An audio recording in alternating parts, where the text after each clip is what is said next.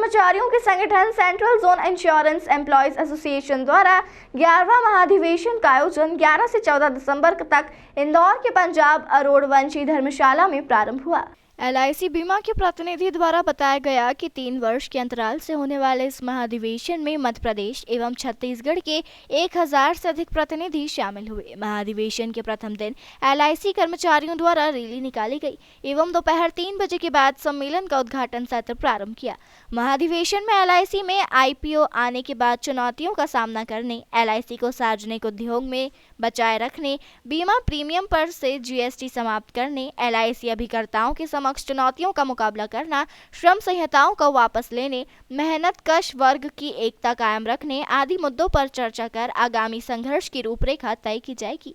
जो all India insurance employees association का क्षेत्रीय संगठन है और ये देश के 85% से अधिक भारतीय जीवन बीमा निगम के कर्मचारियों का प्रतिनिधित्व करने वाला एकमात्र संगठन है, उसके सम्मेलन का 11वें सम्मेलन का विधिवत रूप से आज 11 दिसंबर से लेकर 14 दिसंबर तक जो आयोजित होने जा रहा है उसका उद्घाटन हो रहा है। और इस सम्मेलन का में पूरे मध्य प्रदेश और छत्तीसगढ़ से रायपुर, बिलासपुर, शहडोल, सतना, ग्वालियर, जबलपुर, इंदौर जो 8 मंडल इकाई हैं मध्य प्रदेश और छत्तीसगढ़ के, उसके चुने हुए 300 से अधिक प्रतिनिधि और प्रेक्षक शामिल होंगे। इस सम्मेलन का जो सबसे बड़ा मकसद है, भारत सरकार ने भारतीय जीवन बीमा निगम जो भारत में नहीं पूरी दुनिया में सबसे अद्वितीय वित्तीय संस्थान है,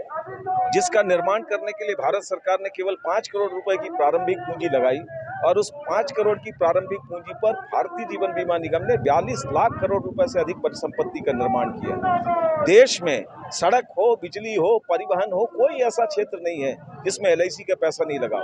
LIC ने 28 लाख करोड़ रुपए से ज्यादा की राशि जो है उसका देश में अधोसंरचना के विकास में निवेश किया। 5 करोड़ के एवज में अब तक 28,000 करोड़ रुपए से ज्यादा की धनराशि भारत सरकार को लाभांश के रूप में जिस संस्थान ने दिया है और देश की जो घरेलू बचत है उस घरेलू बचत का इस्तेमाल देश की जनता के और अधोसंरचना के विकास के लिए पब्लिक सेक्टर LIC ने किया। आज भारत सरकार उसको शेयर बाजार में सूचीबद्ध करके 3.5% का उन्होंने जो डिसइन्वेस्टमेंट किया है और आगे उसके 49% तक शेयर के डिसइन्वेस्टमेंट का उन्होंने जो फैसला लिया है, हम समझते हैं ये देश के बीमा धारकों के साथ विश्वासघात है,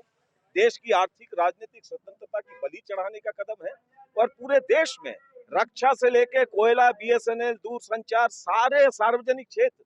उनकी जो बोली लगाई जा रही है, हम समझते हैं जब देश आजादी का 75वां वर्षगांठ मनाया जा रहा है, उस समय देश के संसाधनों की ये नीलामी भारत की आर्थिक राजनीतिक स्वतंत्रता के खिलाफ है। इसीलिए हमारी मांग है LIC में अब और कोई विनिवेश नहीं, हमारी मांग है LIC का निजीकरण नहीं, हमारी मांग है पब्लिक सेक्टर के निजीकरण की जो मुहिम है वो बंद होनी चाहिए और साथ ही साथ सरकार ने जो 4 श्रम संहिता 29 श्रम कानून को बदल के लागू किया वो वापस होना चाहिए। किसानों से जो वादा सरकार ने किया वो पूरा होना चाहिए और देश में धर्म के नाम पर जो विभाजन की सांप्रदायिक मुहिम